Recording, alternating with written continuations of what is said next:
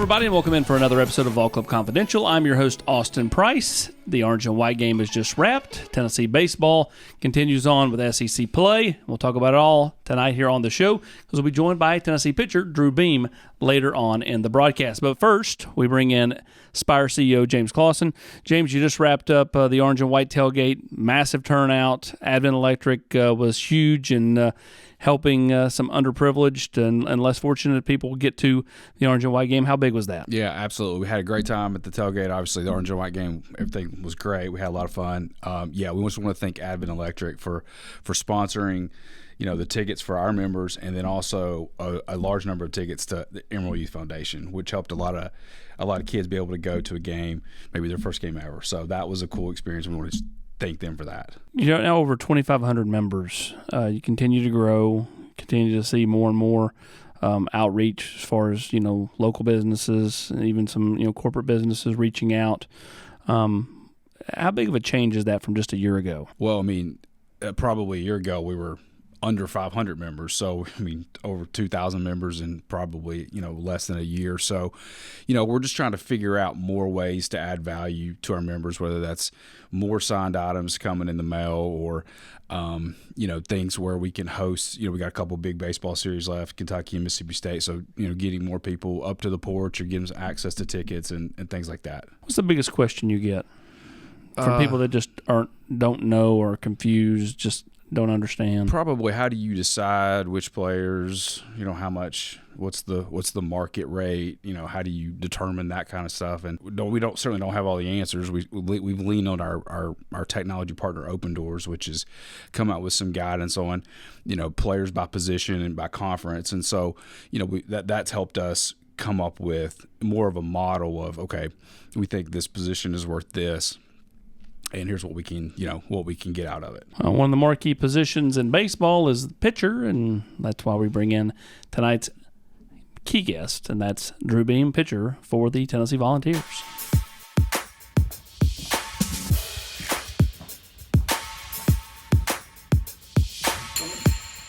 How are you? Good, how are you? Drew, we're a year and a half in, and you've had this uber successful run as Tennessee's Sunday starter, sometimes Saturday starter, depending on when the series starts. Could you have ever envisioned this run when you missed junior year due to COVID? Senior year, you had to have Tommy John surgery. You hadn't really pitched a whole lot dating back to your sophomore year, and then all of a sudden you come in and you're a starter as a true freshman. Yeah, I was dying to get back on the field after those 2 years missed. Obviously, the pandemic and then injury part sucked. But, I was just dying to get back out there. And, I never knew coming into college what I was really expecting to be as my role. But whenever they named me the Sunday starter, I was just more than excited, and I was excited to take it and run with it. When you sit down with Frank Anderson and he gives you the news that he wants you to be the guy that takes the ball in Game 3 every series, kind of what are you thinking at that point? Because, you've just been on campus a few months. Yeah, they actually wasn't even a sit down at all. It was a hey, Beam, you're getting the ball. Yeah, it was Coach walked in Sunday morning of that first series last year, and my name was on the starting pitching roll. I had an idea. It was between me and one other guy, and so Coach didn't want me overthinking it the night before and stuff, so I actually think it worked well. So came in, saw my name was on it, and went with it, I guess. You see that number 32 on the chain. That's not what you wore in high school. It is not, no, sir. I remember your mom being like, I'm not sure about this. And you've kind of made that your own. It's, 32 is Drew Beam. Yeah, I love the new number. Doe actually had my number from high school, and That's cool. He's he was coming in big name, so from Georgia Southern. So they rolled 32 towards me, and I was like, let's roll with it. And I kind of like it now. Even if I had the chance to switch, I don't think I would. Are you a big numbers guy? Not crazy. Is what it is, really. So those that don't know, I've known Drew's family for a long time. First time I ever met Drew's family, it was Drew. You weren't there. I think you were playing baseball that day. I met your sister Carly, who at the time was selling lemonade during a basically a community yard sale. Yeah. And everybody was coming over and getting lemonade from her and all that stuff. For those that don't know, kind of fill everybody in on your sister and kind of, where she's at. Yeah, so my sister, she's 15 years old now. She's she has spinal muscular atrophy, which is better known as SMA. It's a muscular disorder, and so it's made her wheelchair bound since a young age. And yeah, I mean, other than that, she lives a pretty normal life. She's her cheer team's manager for her cheer for Blackman High School, and then, like you said, she's making lemonade for other people. You know, she just lives a normal any other kid's life, other than the fact that she's just, you know, has that boundary of being in a wheelchair. But she makes it work, and she's who she is because of it. She bossy to you? A little bit. And she gets away with a little bit being the younger sibling, so I kind of have to, you know, bite it and just go with it sometimes. But I guess that is what it is whenever you're an older sibling. When she's able to come to your games, though, and doesn't really miss, you know, as big bro, how much has that kept you grounded, and how much do you ever just sit around and go, man, it's really kind of neat that she's able to make it to as much as she can? Oh yeah, I mean, a good or bad game, no matter what it is, you know, she's always the first person I see after the game, and it just brings a smile to my face and just lights up everybody around her, I guess. And, you know, I think everybody in Lindsey Nelson knows who she is.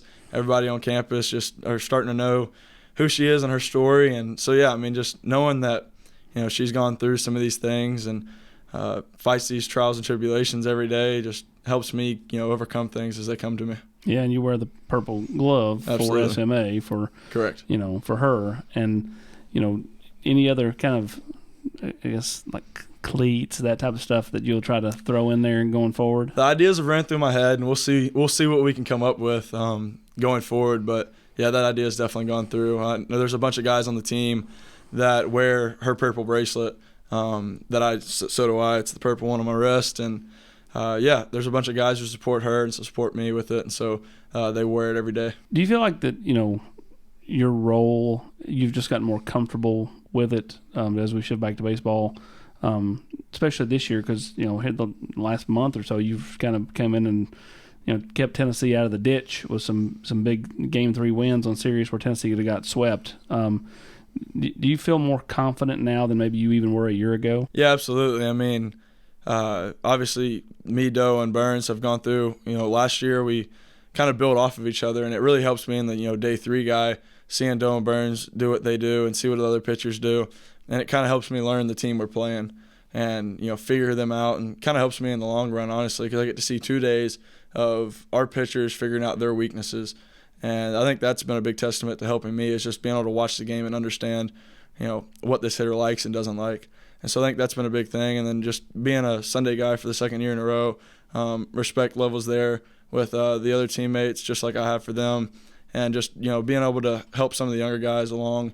And it's just been great. So when you're watching the Friday night game, the Saturday game, are you really quiet on the bench because you're, like, trying to study, as you said, the other team, or are you still really chatty? Like what are you like in those non-throw days when you're watching the Friday, Saturday games? I try to stay chatty. Obviously, I don't want to be in the dugout just being a Debbie Downer, so I like to get in there. I'm not the, you know, the biggest chirper, the biggest, you know, come up with the funny things to say, but I'm definitely into it. I love baseball games, and so I'm not going to miss out on just sitting there.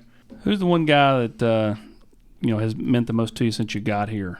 Whether it be a coach, could be a player, could be a sports staff member. Yeah. I mean, I've got some really good buddies on the team. I know, you know, Kirby, Wyatt, and Xander are some of my closest buddies on the team that way. Redmond's been great. Just being that older guy who knows a lot and had been around as a player last year, and he's a coach this year, so he's, you know, got both sides of things, and he got a lot of wisdom and knowledge. And I don't think I could really pinpoint one person, but I think just the, you know, whole group as a whole has been great to me. Where's your game continue to get better as a pitcher? Like, do you feel like you have, you know, different arm angles you can come at now? Do you feel like you have different pitches that you're more confident in than maybe you were, you know, again, because I feel like you've still not played a ton of baseball because you missed those back-to-back years, like where I feel like, you know, you still have your best baseball ahead of you.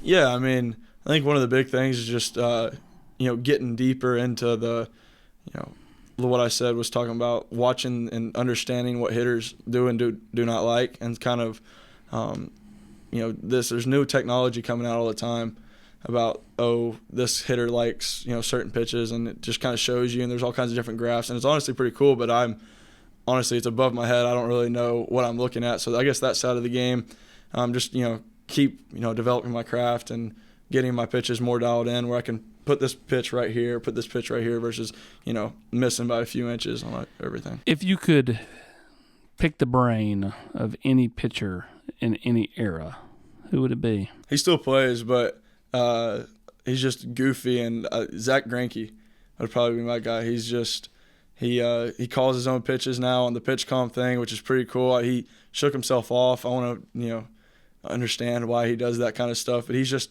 what I've heard from other people is he has such an in-depth baseball mind that it goes beyond what I can think of right now. So that'd be a cool talk. Favorite pitcher growing up?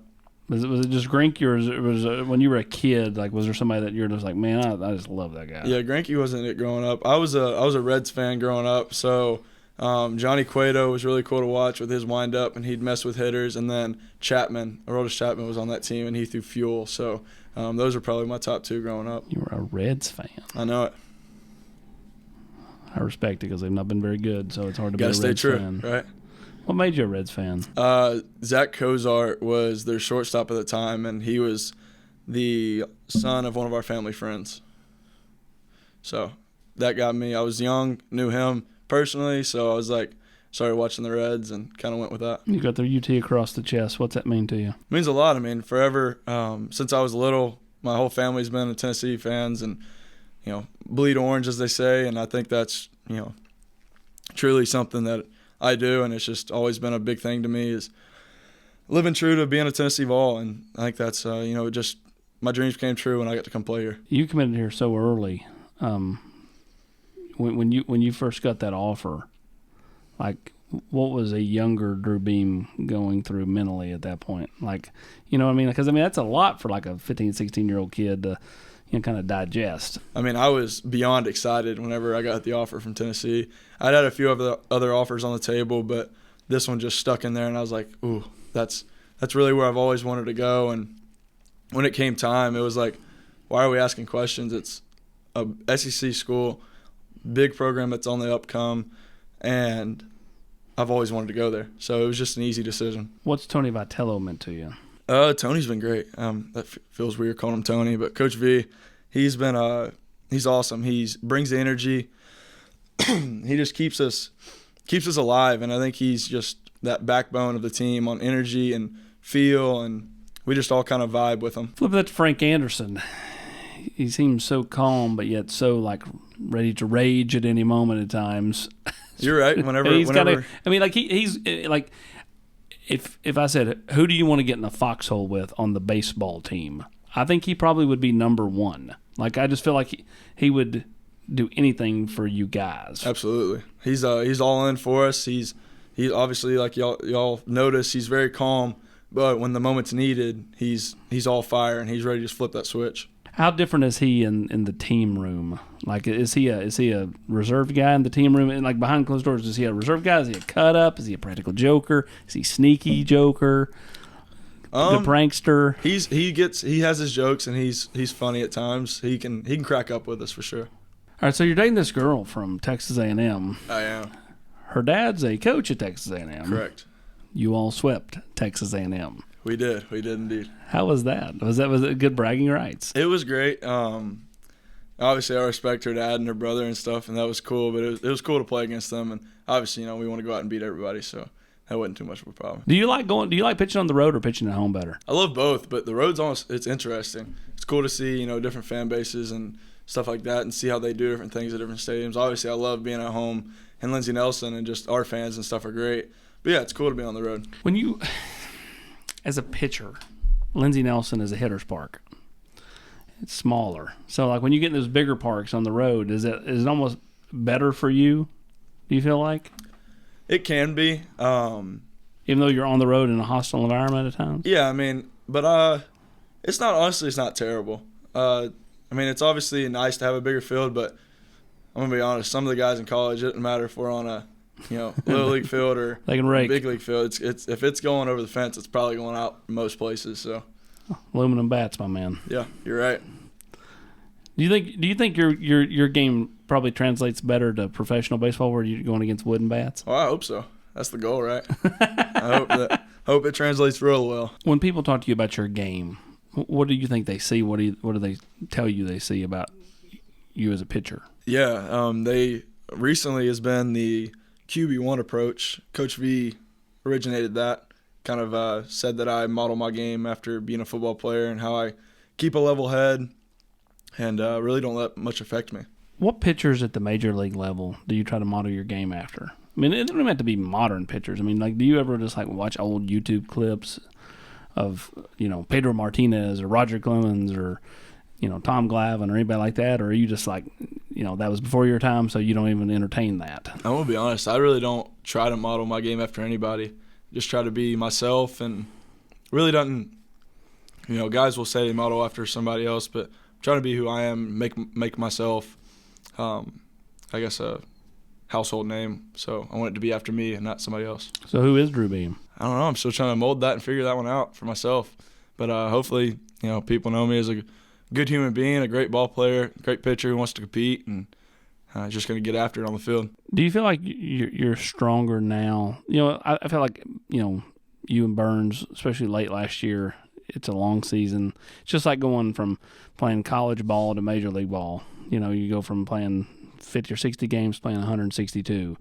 Do you feel like you hit a wall last year and you're more prepared now to not hit that wall as we had late April, early May? I think so. Last year at this time, I was not feeling that great. Body was starting to fall apart a little bit, and I think this point this year, I'm feeling a lot better, feeling like I can get deeper into the season without hitting that wall that I felt like I hit last year. When you go back home, is there a certain thing you do? Is there a certain set of group of friends you see when you head back to Murfreesboro? Yeah, absolutely. All my high school buddies I played football with, I definitely go see, go golfing and fishing when I'm back home. So yeah, it's really just keep it simple, hang out with some old friends. What's your favorite memory from high school football? That would definitely be the Riverdale game. I believe it was my junior year. We were down by like 3 touchdowns at halftime, and we came back all the way and won it with like 7 seconds left. That was the COVID year. Yeah, right before it was the season, fall before COVID. Yeah. Where do you feel like your game from the football field maybe helped you in baseball? Or what could you take from one sport to the next? One was just being an athlete, being athletic, and taking parts of my game from football and bringing it over. But just the mental side of clearing it and going to the next thing is if you make a bad pass, just clear it, and you've got to be ready for the next series, next play, and not hold on to it. If you hold that in your mind, it's going to happen again. We're going to go rapid fire here. You ready? Cool. You don't have to be one-word answers, but it don't need to be 3-minute answers either. Gotcha. Favorite childhood memory? Probably just hunting with my dad. Biggest game you've killed? Killed a 6-point deer. I'm not much of a deer hunter. I'm more of a bird hunter. What kind of birds? Grouse? I like to duck hunt, waterfowl. You like getting in the blind? Love the blind. You need to get with the Mays brothers then. They have a nice little honey hole out there in West Tennessee. Tell us something about yourself that would surprise most people. I love cars and trucks. I like, going to car shows and stuff. That's cool to me. If you were a WWE wrestler, which one would you be? Rey Mysterio. Why? He's just cool and interesting. I was never into WWE much, but he's just pops and has fun. Batman, Superman, Spider-Man, if you could be one, who and why? Batman, because he's rich and has all kinds of different technology. I said you pull in, you're in a black truck, you're in a black, and of course Batman's all black, so surprised by the answer. Who's your role model and why? Both my parents. I mean, get some from my mom, get some from my dad, but they're just great people, and they've taught me to be who I am. You have any hidden talents? Other than throwing a baseball, I don't got anything out of the ordinary. Cannot juggle, cannot do anything like that. So best round of golf? 81. Close to breaking 80. Getting there, getting close. Best part of your game? Right now, the short game. Really good, 150 in. If you had a walk-up song like the hitters do, what are you rolling with? It's been so long. My go-to back in the day, whenever I did hit, was AC/DC. But that was Back in Black? Yeah, Back in Black, play a little bit of that, a little Thunderstruck, stuff like that. So something cool like that. A little heavy metal, I think, would be my way to go. Biggest pet peeve in life or in sports? Really messes with my head when people parking. You got to be a perfect parker. You got to have it like in between the lines, perfect. If you're on the line, it really ticks me off. I don't understand how people cannot park correctly. So that's a big thing. Now you got the big truck. Are you one that parks like in the back 50 to make sure your truck doesn't get dinged by the cars? Yeah, park near no one is a big thing. But between the lines. Between the lines, absolutely. When did this start? When I started driving, I guess. I got tow mirrors on my truck so I can see the lines easier. No, that's not the only reason. I think they look cool, but it helps. Best driver in your family not named you? Ooh, probably my dad. Mom likes to drive fast, and she gets on to me for driving fast, so it's a little hypocritical. Stunned, Kelly, stunned. I'm not shocked at all. Best place to eat in Murfreesboro? Got to go with Toots. Good old Toots. It is Toots. I think, if we're bringing someone home to Murfreesboro, you gotta take them there. Toots or Demos's? Demos's goes good too. Get a little cheese bread, Yeah. cheese toast or whatever they call it over or there. that was it Bad Daddy Burgers? That place. You like that? I really like. They got a real big, nice burger. I've downed it a few times. Koji? Koji's good. I really like Koji. I kind of wish we had one here. We do. It's called Asahi. It's in Lenore City. Oh, I'll have to check it out. Or Ashi and Mirabel. They're owned by the same people. They just didn't want it to be as confusing, so they nice. moved some letters around. We found a all-you-can-eat Japanese place here is Makino. Where's that at? It's on Kingston. It's right down there, across from Rice, the GMC dealership. It's pretty good. It's like $20, and we go in there and we eat a lot. Who goes on these eating adventures? I mean, we've had 15, 16 guys go before, and I can tell you we got every bit of our $20 worth. Probably not, maybe even $40. They wanted you to leave. They're like, leave. We've had sushi eating competitions before in there. Who wins those? I won one. I don't know if I could win another. That put me down for the count. I had 40-something pieces of sushi. So we were just ordering, letting it settle, and kept ordering because none of us wanted to lose. Best teammate? Logan Chambers. Why? Just always supportive, always there to help, talk about anything. No one hates him at all. There's nothing he's ever done wrong, so I just like the guy a lot. Funniest teammate? Xander Sechrist or Aaron Combs. They both have their different types of funny, and it's awesome whenever they mix. This team obviously doesn't have the bravado that last year's team did. Do you feel like that you need to get a little bit of that, though, heading down the stretch here? I mean, I'm not saying you got to go full, bat flipping and walking backwards and, carrying the bat like Pedro Serrano on Major League around the bases when you hit a home run. But, do you feel like you need just a little bit? Does there need to be a little energy? Yeah, I think the energy's coming. I think we're also at the point where we feel like we haven't proved ourselves yet, so we don't want to be, too boastful. And the fact that we're kind of underperforming as we feel like. So I think it'll come but I think we're still figuring ourselves out as a team. Last year you had one of the greatest seasons in college baseball history. You didn't even make it to Omaha. You're right. Is that kind of the thought process this year? Like, let's